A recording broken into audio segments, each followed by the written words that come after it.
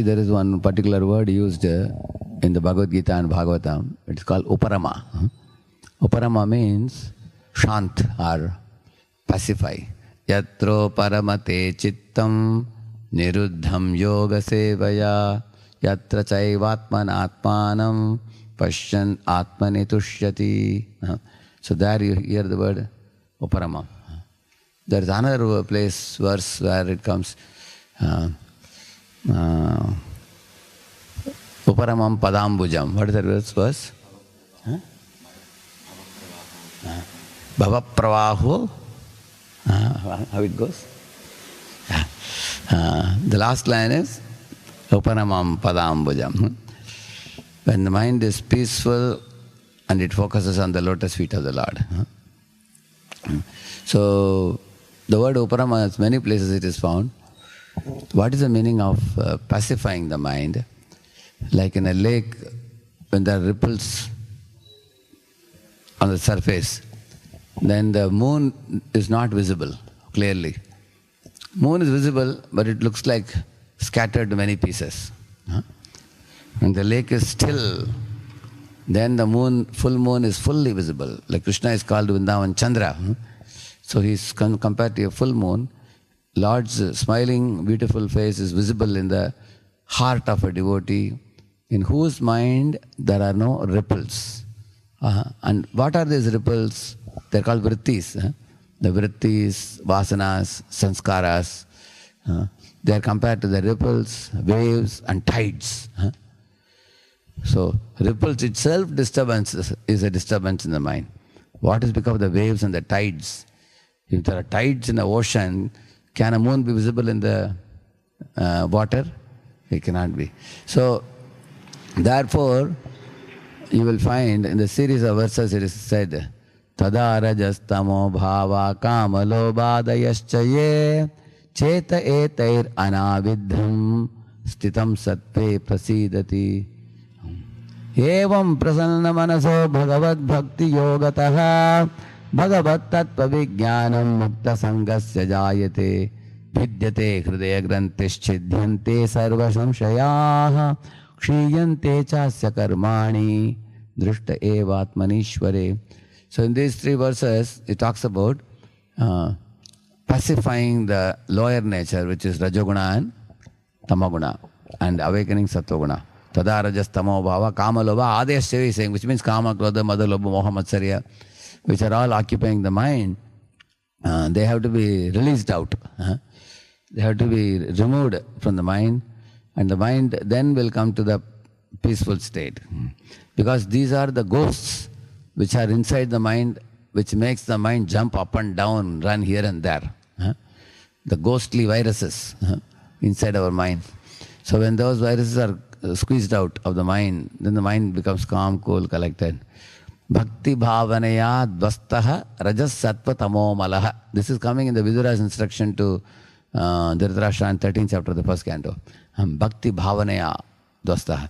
By bhakti bhavana, when one awakens for the Lord, then the lower nature is completely removed in the bhakti bhava. So that means two-step process. One is anartha nivritti, another one is artha pravritti.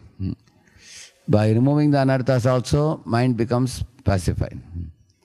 And by awakening bhakti bhava also, the mind becomes pacified, because you don't interact with the world externally, although you live in the world. You are interacting more with the Lord in bhakti bhava. You are connecting more with the Lord, and the world is of no consequence to you. Therefore, in both the cases, the mind becomes calm, cool, collected, very, very shant, very peaceful. So, the peace itself gives happiness. There is one great poet in South India called Subramanya Bharati. He said, Summa iru. He wrote one poem. Summa iru means keep quiet, that's all. Why he says this Summa iru? He says the nature of the conditioned soul is not to keep quiet. His nature is to become like a monkey, jumping from one branch to another. We create trouble for ourselves, we create trouble for others because of our Rajoguna and Tamaguna.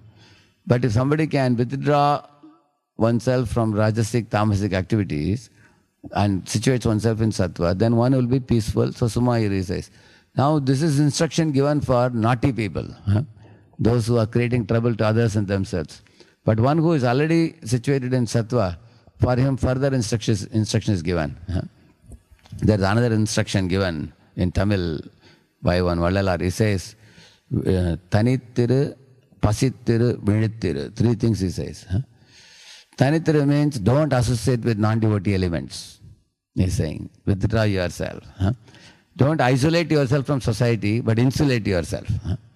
Insulate means just like insulator is around the wire, electric wire. Tanittiru. And Pasittiru means be hungry for hearing about Lord Krishna and his pastimes and everything. Always be hungry. Never say, enough now. Never say that. Always be eager for studying Bhagavad Gita, Bhagavatam, hearing pastimes of the Lord more and more. Pasittiru. Vidittiru means always be alert, never to fall victim to Maya. Because even an advanced devotee can fall down in this world. Prabhupada says, even on the royal road, there are accidents, he says. So, Vidittiru. So, Tanittiru, Pasittiru, Vidittiru. These are instructions for one who is already in Sattva-guna. You come to Sattva, you have already kicked out Rajasic, Tamasic natures, you are peacefully situated. Don't peacefully go to sleep. Because after you are in Sattva, then from Sattva we have to go to Vishuddha Sattva. And for that we should always be avoiding bad elements. Because why we avoid bad elements? Because bad elements, once they come, even an advanced person falls down. Like Ajamila was in a Brahminical platform. He had the Brahminical excellence. But he fell from the Brahminical effulgence, excellence and lustre that got lost because he fell down to Rajasic, Tamasic activities. So one should not allow oneself to become infected by the lower modes. At the same time, one should also be hungry for hearing about the name, form, qualities, pastimes and activities of the Lord. Be alert, be hungry, and avoid bad elements. 3 things instructions are given for those who are already in Sattva and who want to go to Vishuddha Sattva. In this way, the purpose of keeping our life and mind peaceful is to peacefully focus on the Supreme Lord. Not to just enjoy the sukham that comes from the freedom from the pinch and the pangs of Rajasic, Tamasic nature. Those students who are pricked by Tamasic, Rajasic natures, they suffer like anything, poor fellows, because they have no knowledge. But when you cultivate the knowledge of Bhagavad Gita, Bhagavatam, that knowledge itself is liberating. And when you apply the knowledge, needless to say, how much happiness this knowledge can give. That's why he says, Nahi jnanena sadrisham pavitramiha vidyate. He says, it's like releasing a parrot from the cage and leaving it to the free sky. Or it is like untying a person who is tied with ropes. The knowledge is very liberating in the Bhagavad Gita. But that is not the ultimate. After gaining that knowledge, then the result of that, itimatva bhajante mam buddha bhava samanvitaha. So one should, after attaining that basic knowledge of I am not the body, I am the soul, then the relationship between soul and super soul is of paramount importance. If one wants to enter the spiritual world and relate with the Lord, then the bhakti yoga between jiva and the Lord is all important. That's why in the last verse, you will find in the 15th chapter, Krishna says, Yo mameva sammudho janati purushottamam sa sarvaved bhajati mam sarva bhavena bharata.